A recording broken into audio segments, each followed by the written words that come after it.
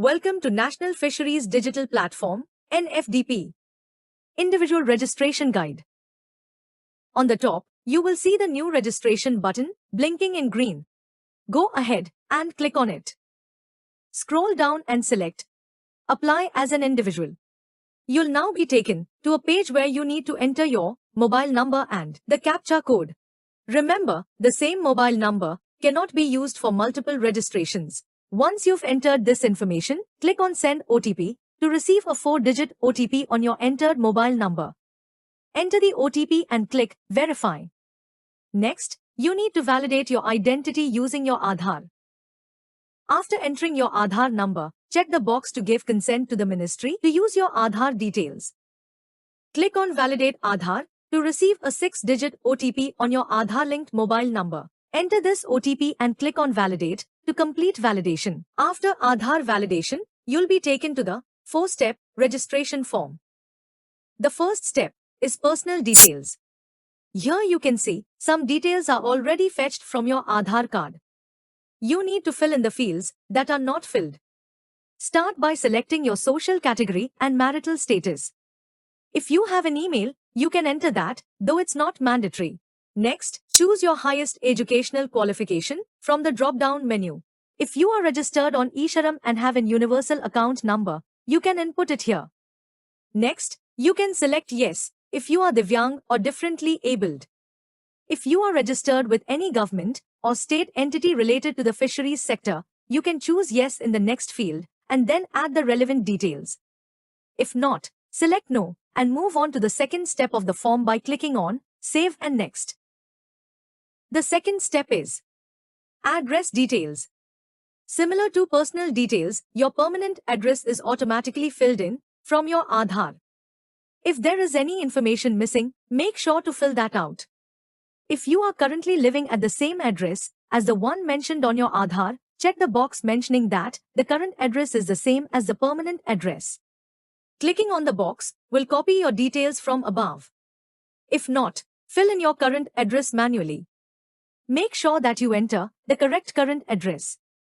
The field officer coming to verify the documents will be visiting the current address and not the permanent address. After completing your details, click Save and Next to move on to the third step of the form. The third step is professional details. Here, you need to fill out information about your work. Start by selecting the occupation that you are engaged in from the drop-down. You may select more than one option. Next, select the type of activities you perform in your selected occupation. Select whether you are engaged in your activities full-time or part-time. The next two fields are optional. According to your selected activities, you can select the species you commonly work with. Next, if there are any assets that you own or have on rent for your work, you can select that. After completing these details, click on Save and Next to move on to the final step of the form. The final step is bank details. Your account details will be needed to transfer the monetary incentive allotted for individual registration. These details are optional for now, as the incentive will be transferred only after the application gets approved.